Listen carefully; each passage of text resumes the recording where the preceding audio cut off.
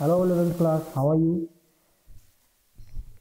We are going on the chapter The Portrait of a Lady, यानी कि एक महिला का जो शब्द चित्र है उसके ऊपर हमारा डिस्कशन चल रहा है। लास्ट वीडियो में हमने आपको एक जो सेंटेंस लास्ट था हमारा an expanse of white pure white serenity breathing peace and contentment, यानी कि एक शांति और संतुष्टि भरी सांस लेता हुआ शुद्ध सफेद और पवित्रता का फैलाव। It is just looks like the an expanse of pure white serenity breathing peace and contentment. Peace and contentment शब्द है, पीस बोलते हैं शांति, कॉन्टेंटमेंट होता है संतुष्टि, satisfaction you can say, okay, in English. According to the chapter mister Khushwant Singh describe या फिर written about the story of his grandmother, अपनी दादी माँ के बारे में उसने ये पूरा जो चित्रण दिया है या जो लिखा हुआ है, जो स्टोरी क्रिएट कर रखी है, वो पूरा दादी माँ के जीवन से संबंधित है। ठीक है ना, कैसा दादी माँ के साथ उनका जीवन बीता। तो नेक्स्ट हम आज यहाँ से स्टार्ट कर रहे हैं। माई grand mother and I were good friends. मैं और मेरी दादी माँ जो थे बहुत अच्छे क्या थे, दोस्त थे। My parents left me with her when they went to live in the city and we were constantly together, यानी कि मुझे उनके साथ छोड़ गए थे, मेरे माता पिता मुझे मेरी दादी के साथ छोड़ गए थे। जब वे शहर में रहने के लिए चले गए थे तो मुझे कहाँ छोड़ दिया था, मेरी दादी माँ के साथ रहने के लिए छोड़ दिया था। She used to wake up me up in the morning and get me ready for school. वह मुझे सुबह जगाया करती हैं और स्कूल के लिए तैयार करती हैं। ठीक है ना। She said her morning prayer in a monotonous sing song. Monotonous होता है बिल्कुल नीरस आवाज को बोलते हैं। Sing song while I see bathed and dressed me in the hope that I would listen and get to know it by heart। क्या कहा गया है? She said her morning prayer, यानी कि वो क्या करती हैं, सुबह सुबह मुझे जगाती हैं, स्कूल के लिए तैयार करती हैं। सुबह की प्रार्थना अपने नीरस स्वर में गाया करती हैं। कौन? मेरी दादी माँ। जब भी मुझे वो तैयार करती हैं, जब मुझे बाथ में नहलाती हैं, ठीक है ना, इधर बाथ वर्ड आया है, बाथ, जब मुझे नहलाती हैं और मुझे इधर क्या करती हैं, स्कूल के लिए तैयार करती हैं, तो अपनी नीरस आवाज में बिल्कुल क्या करती हैं, गुनगुनाती हैं। और गुनगुनाने के पीछे क्या है, उनका कारण क्या है, ये कह रहे हैं, राइटर कह रहे हैं दैट आई वुड लिसन, मैं उसको सुनूं, and get to know it by heart, और उसको बाय हार्ट क्या करूं, उसको याद भी करूं, जानूं उसके बारे में, उसकी म्यूजिक के बारे में, संगीत के बारे में। आई लिसन, मैं सुनता था, बिकॉज क्योंकि आई लव्ड हर वॉइस, मुझे दादी माँ की आवाज़ बहुत अच्छी लगती थी। But never bother to learn, लेकिन मैंने कभी उस संगीत को, उस गाने को, उस प्रार्थना को याद करने का कोई कष्ट नहीं उठाया, कहते हैं। ठीक है ना। Then she would fetch my wooden slate, तब मेरी जो लकड़ी की बनी हुई स्लेट है उसको लाती थी दादी माँ। which she had already washed and plastered yellow chalk and tiny earthen ink pot and a red pen। क्या कहा गया है, यानी कि मेरी दादी माँ क्या करती थी, फिर वो मेरी जो तख्ती जिसको कहते हैं, यानी कि स्लेट जो है उसको लेकर आती थी, जिसको वो पहले से ही धो चुकी होती थी और मुल्तानी मिट्टी से पोत चुकी होती थी। एक छोटी सी मिट्टी की स्याही की दवात और एक लाल कलम, इन सबको क्या करती है, टाई इन अ बंडल, एक बंडल में क्या करती है, इनको बांध, tie them in all in a bundle, एक बंडल में बांधती है, and hand it to me, और मेरे हाथ में उसको पकड़ा देती है, थमा देती है। और उसके बाद आफ्टर अ ब्रेकफास्ट, यानी कि सुबह का नाश्ता करने के बाद, of a thick stale chapati with a little butter and sugar spread on it we went to school, यानी कि हम उसके बाद एक मोटी और बासी रोटी, उस पर हल्का मक्खन लगा हुआ और चीनी डालकर नाश्ता करने के बाद हम स्कूल चले जाते थे। और स्कूल जाते समय she carried several stale chapati with her for the village dogs, यानी कि वो अपने साथ गांव के कुत्तों को डालने के लिए कुछ बासी रोटियां भी अपने साथ में ले जाती थी। कौन? दादी माँ करती थी ऐसा। ठीक है ना। विलेज डॉग्स का मतलब जो गांव के कुत्ते रास्ते में मिलते थे, उनके लिए वो बासी रोटी भी ले जाती थी। ठीक है ना। My grandmother always went to school with me, मेरी दादी माँ हमेशा मेरे साथ स्कूल आया करती थी। क्यों? कारण क्या था? बिकॉज क्योंकि the school was attach to the temple, यानी कि मेरी दादी माँ हमेशा मेरे साथ स्कूल आती थी, क्योंकि स्कूल जो है मंदिर के साथ ही बिल्कुल जुड़ा हुआ था, अटैच था, वहीं पर स्कूल था, वहीं पर टेम्पल था। The price taught us the alphabet and the morning prayer, और जो पुजारी था हमें अक्षर और सुबह की प्रार्थना सिखाता था। ठीक है ना।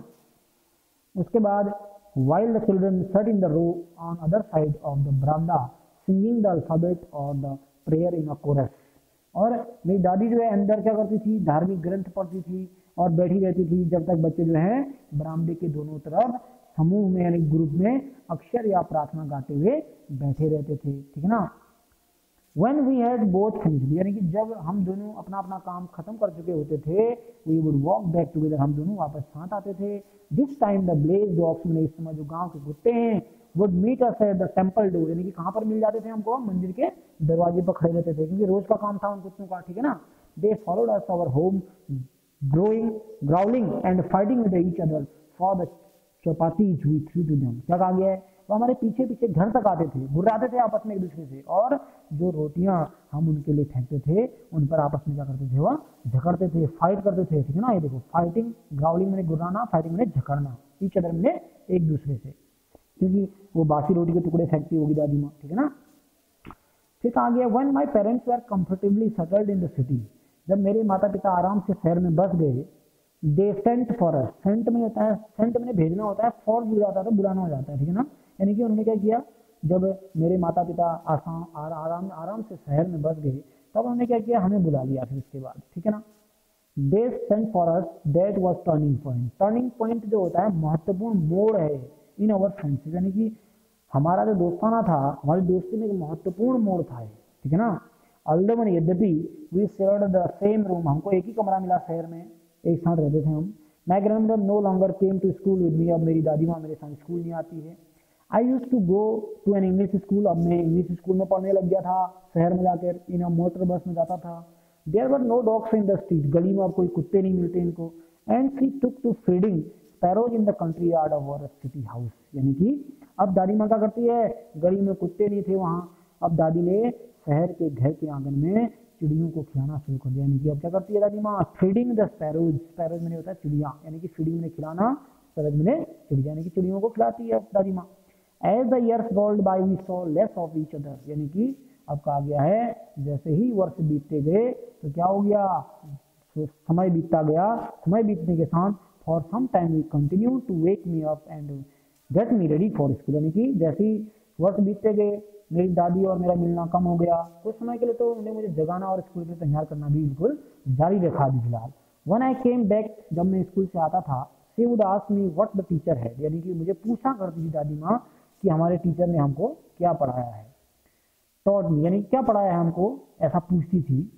आई would tell her English words and the little things of Western science and learning, the law of gravity, Archimedes principle, the world being round etc. यानी कि जब मैं अपनी दादी को बताता था कि कुछ अध्यापक ने पढ़ाया होता था कि वो पूछती थी क्या, जैसे मैं उन्हें अंग्रेजी के शब्द और जैसे वेस्टर्न साइंस, पश्चिमी विज्ञान और ज्ञान की बातें, ठीक है ना, गुरुत्वाकर्षण के नियम आप इसको जानते हैं, ठीक है ना, गुरुत्वाकर्षण का नियम आपने पढ़ा है, लॉ ऑफ ग्रेविटी, आर्किमिडीज का प्रिंसिपल, यानी कि आर्किमिडीज का सिद्धांत, उसके बाद धरती का गोल होना, ये सब चीज़ें जो हैं आदि हमको टीचर बताते हैं. ऐसा मैं अपनी दादी माँ को बताया करता था. फिर कहा गया है कि she did not believe in, ठीक है ना, ये ऊपर लिखा है, she did not believe in the things they taught at the English school and was distressed that there was no teaching about the God and the scripture, यानी कि वह मेरी पाठ में सहायता नहीं कर सकती थी, वह उन चीज़ों पर विश्वास ही नहीं रखती थी जो मुझे स्कूल में पढ़ाते थे, और वो परेशान थी कि भगवान और धार्मिक ग्रंथों के बारे में वहाँ कोई पढ़ाई नहीं की जाती है, ठीक है ना. सी वॉज वेरी डिस्टर्ब, वह बहुत ज़्यादा क्या हो गई, यानी कि बहुत डिस्टर्ब, परेशान थी वो, यानी कि क्यों परेशान थी, क्योंकि वहाँ भगवान और धार्मिक ग्रंथों के बारे में कुछ पढ़ाया नहीं जाता था, ठीक है ना. इसलिए दादी को लगता था कि वो स्कूल क्या है, बिल्कुल ठीक नहीं है, और उसको लगता था to her music had lewd associations, it was the monopoly of harlots and beggars and not meant for general folk. ये भी कहा गया है कि जो संगीत है, संगीत, जब एक दिन मैंने बताया अपनी दादी को, माँ को, कि संगीत मुझे वहाँ सिखाया जाता है, तो बिल्कुल बहुत परेशान हो गई. उसके लिए संगीत क्या था, एकदम संबंध काफ़ी अपवित्र चीज़ से था, यानी कि बहुत ज़्यादा ठीक चीज़ से नहीं था संगीत का, जेंटल फॉक लोगों के लिए नहीं था, और सज्जन लोगों के लिए नहीं था. संगीत को क्या मानती है वो, बेगर्स यानी कि भिखारियों के लिए मानती है, यानी कि बेगर्स लोगों के लिए मानती है. Not meant for the gentle folk, said nothing but her silence meant disapproval, she rarely talked me after that, यानी कि इस चीज़ों को सुनने के बाद वो क्या करती है, मुझसे बिल्कुल बातें नहीं करती है, क्योंकि उसको पता चल गया था, क्योंकि स्कूल में क्या आर्किमिडीज का प्रिंसिपल है, लॉ ऑफ ग्रेविटीज है, ये सब चीज़ें क्या स्कूल में सिखाते थे. तो उसके बाद क्या होता था, वो मुझे कभी कभी बातें करती थी. उसके बाद she rarely talked to me after that, यानी कि वो मुझे कभी कभी बातें करती थी, यानी कि जब उसको पता लगा कि मैं इसके म्यूजिक का लेसन सीखता हूँ, लॉ ऑफ ग्रेविटी सीखता हूँ, आर्किमिडीज का प्रिंसिपल सीखता हूँ, इन सब बातों से क्या हो गई, बहुत ज़्यादा मेरी दादी माँ डिस्टर्ब हो गई, और उसको लगता था कि इसका संबंध जो है, संगीत का संबंध काफ़ी अपवित्र चीज़ से था, केवल ये क्या किसके लिए बना है, हार्लोट्स में वेश्याओं के लिए बना है, बेगर्स में भिखारियों का एकाधिकार है इस पर, भद्र पुरुषों के लिए नहीं है। उन्होंने कुछ कहा नहीं, पर उनकी जो चुप्पी था उसका मतलब क्या था, बिल्कुल असहमति थी। डिसअप्रूवल मीन, डिसअप्रूवल लिखा है कि इसका मतलब क्या था, वो इस चीज़ से सहमत नहीं थी। और उसके बाद जो है कभी कभार ही मुझसे बातें क्या करती थी, कहने का उसके बाद वो आफ्टर मी टॉक रियरली का मतलब कभी कभार बात करती थी, ठीक है ना। उसके बाद क्या है, when I went to the university, यानी कि जब मैं विश्वविद्यालय जाने लगा, यानी कि यूनिवर्सिटी चला गया, राइट नरेटर, ठीक है ना, राइटर जो है इसके खुशवंत सिंह, ठीक है ना। I was given a room for my own, यानी कि मुझे एक अलग कमरा दे दिया गया। The common link of friendship was snapped, यानी कि दोस्ती का जो संबंध था बिल्कुल वह टूट गया था, ठीक है ना, स्नैप ने टूटना था। My grand mother accepted her seclusion with resignation, black word में दिया गया ना, यानी कि संबंध टूटने के बाद मेरी दादी ने एकांतवास त्याग की भावना के साथ ये सब स्वीकार कर लिया था, यानी कि मेरी दादी ने क्या कर लिया, अब एकांत में रहना है करके इसको एक्सेप्ट कर लिया था, इस भावना को स्वीकार कर लिया था। She rarely left her spinning wheel to talk to anyone from sunrise to sunset, she said by her wheel spinning and reciting prayers. कहा गया है कि सूर्यास्त से लेकर सूर्योदय तक वह चरखा स्पैनिंग व्हील काटती थी और प्रार्थना करती थी और बैठी रहती थी, और दिन भर क्या कोई वो कार्य नहीं करती थी। कहने का मतलब क्या है, उसने क्या कर दिया था, ये सब चीज़ें जो हैं छोड़ दी थी, और खुशन अपने पोते के साथ उठना बैठना उसका थोड़ा कम हो गया था, और दिन भर स्पाइनिंग व्हील चलाती थी, ठीक है ना। Only in the afternoon she relax for a while to feed the sparrow, सिर्फ दोपहर के बाद थोड़ा रिलैक्स करती थी, जब क्या करती थी, फीडिंग ऑफ स्पैरोज मैंने, यानी कि जो पक्षी हैं उनको खाना खिलाना, दाना देना। While she sat in the बरामदा, जब वह बरामदे में बैठती थी, ब्रेकिंग द ब्रेड, रोटी के टुकड़ों को तोड़ती थी, into the little bits, bits में था छोटे छोटे टुकड़े, लिटिल बिट्स में छोटे छोटे टुकड़े। Hundreds of little birds collected round her, बहुत सारे संख्या में क्या है पक्षी जो हैं उसके चारों ओर इकट्ठा हो जाते थे। Creating a veritable bedroom of chirpings, ये भी एक ब्लैक वर्ड में दिया गया है, जो वर्ड दिया है आपका वेरिटेबल अ बेडरूम ऑफ चिरपिंग्स, जिसका मीनिंग क्या होता है, यानी कि पक्षियों के चहचहाने की आवाज़ को बोलते हैं, ना। सैकड़ों जो पक्षी हैं, छोटे पक्षी, तरह तरह की ध्वनियाँ इसके चारों ओर क्या करते थे, वो पैदा करते थे, जिसको बोलते हैं वेरिटेबल बेडरूम ऑफ चिरपिंग्स, में बहुत सारे पक्षियों का आपस में पर्च इन हर लेग्स, कुछ उसके लेग्स में उसकी टांग पर बैठ जाते थे, ठीक है ना। अदर ऑन हर शोल्डर लिखा है, ठीक है ना, उसके कुछ कंधे में बैठ जाते थे।